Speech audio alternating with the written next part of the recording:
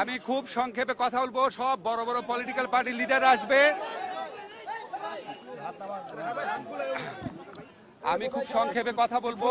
সব political party leader আসবেন, আপনারা তাদের সাথেও কথা বলতে হবে। আমি শুধু বলি, আজকে আমাদের যে ফ্যাসিস্ট আওয়ামী লীগ সরকার এবং তাদের দোসররা বাদে বাংলাদেশে যত পলিটিক্যাল পার্টি আছেন সবাই আজকে উপস্থিত ছিলেন। নানান মত পথ আদর্শের ভিন্নতা ছিল, কিন্তু সবাই একত্রে বাংলাদেশের সার্বভৌমত্ব, অস্তিত্ব, স্বাধীনতা এবং মর্যাদা রক্ষার প্রশ্নে সবাই ঐক্যবদ্ধ থাকার ঘোষণা দিয়েছেন এবং ঐক্যমত জানিয়েছেন। ওনারা এই সমস্ত আমাদের সভাতে যেই সমস্ত বিষয়ে ঐক্যমত প্রতিষ্ঠিত হয়েছে আমি একটু পড়ে শোনাচ্ছি আপনাদের।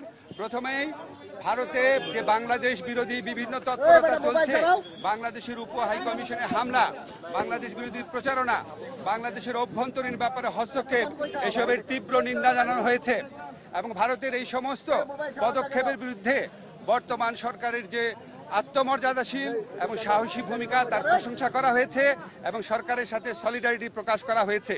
তবে একই সাথে সাথে ভারতের এই সমস্ত প্রচারণার বিরুদ্ধে সরকারকে আরও শক্তিশালীভাবে, আরও বেগবানভাবে এটাকে অ্যাড্রেস করার কথা বলা হয়েছে এবং এই জন্য প্রয়োজনীয় যে প্রবাসী যে আমাদের বন্ধুরা রয়েছেন, অন্য রাষ্ট্র রয়েছেন, বন্ধু রাষ্ট্র, তাদের সহযোগিতা, প্রবাসীদের সহযোগিতা, আন্তর্জাতিক সংবাদ সংস্থার যে সাংবাদিকরা রয়েছেন তাদেরকে এই দেশে ডেকে নিয়ে আসা, এই ধরনের নানান পরামর্শ দেওয়া হয়েছে এবং আমাদের কমিউনিকেশন স্কিল এবং ইন্টারন্যাশনাল লিগাল স্কিল বাড়ানোর পরামর্শ দেওয়া হয়েছে।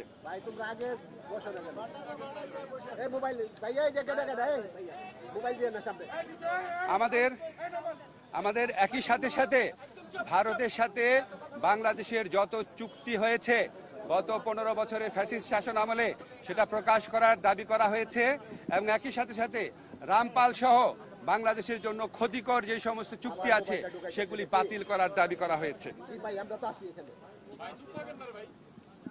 বাংলাদেশের প্রতি ভারতের যে অর্থনৈতিক নিপীড়ন, যে সাংস্কৃতিক আধিপত্য প্রতিষ্ঠার চেষ্টা, অভ্যন্তরীণ ব্যাপারে নাক গলানোর চেষ্টা, সেটার নিন্দা জানানো হয়েছে এবং ভারতকে বাংলাদেশের প্রতি মর্যাদাশীল আচরণ করার, সৎ প্রতিবেশী সুলভ আচরণ করার আহ্বান জানানো হয়েছে।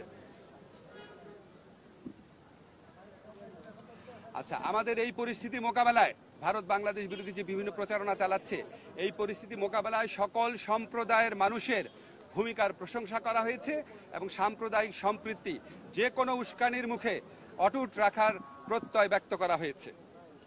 সবশেষে সবাই একটা জিনিস বলেছেন যে আমাদেরকে আর শক্তিহীন, দুর্বল, নতজানু ভাবার কোনো রকম কোনো অবকাশ নাই।